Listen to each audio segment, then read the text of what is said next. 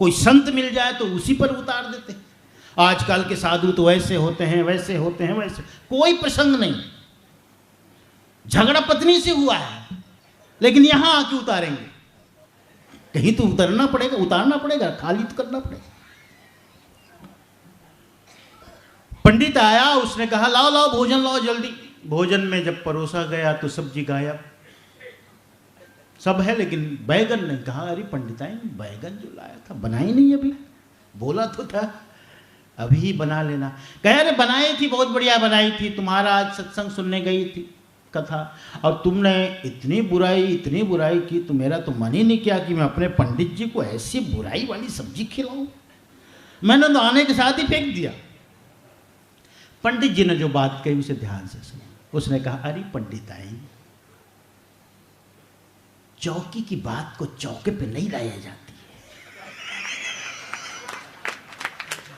चौकी की बात को चौके पे नहीं लाई जाती।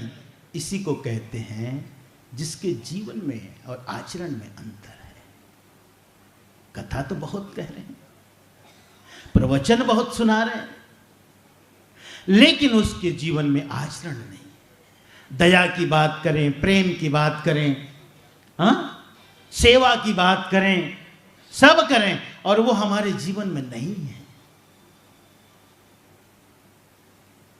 इसी को साहब कहता हूं, ये जो है यही अज्ञानी की कोटि है।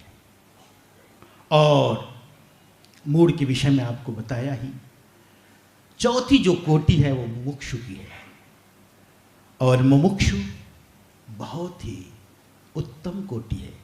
ज्ञानी से भले श्रेष्ठ न हो, लेकिन बहुत उत्तम कोटि। और मुमुक्षु श्रेणी के ही हमारे सदगुरु कबीर साहब के परम शिष्य धनी धर्मदास साहब थे। मुमुक्षु, मोक्ष की चाहना, मोक्ष की इच्छा लिया हुआ। गुरु पैया लागो नाम को लखाई दीजिए। सदगुरु तुम्हारे चरण पड़ता हूं, लखा दो। बताओ नहीं, जानकारी नहीं चाहिए मुझे, इंफॉर्मेशन नहीं चाहिए, लखा दो। लखानों ने जो तुमने अनुभव किया, जो तुम्हारी प्रतीति है, जो तुम्हारी अनुभूति है, वो मेरी अनुभूति, मेरी प्रतीति बने, ऐसा काम करो। ये है मुमुक्षा।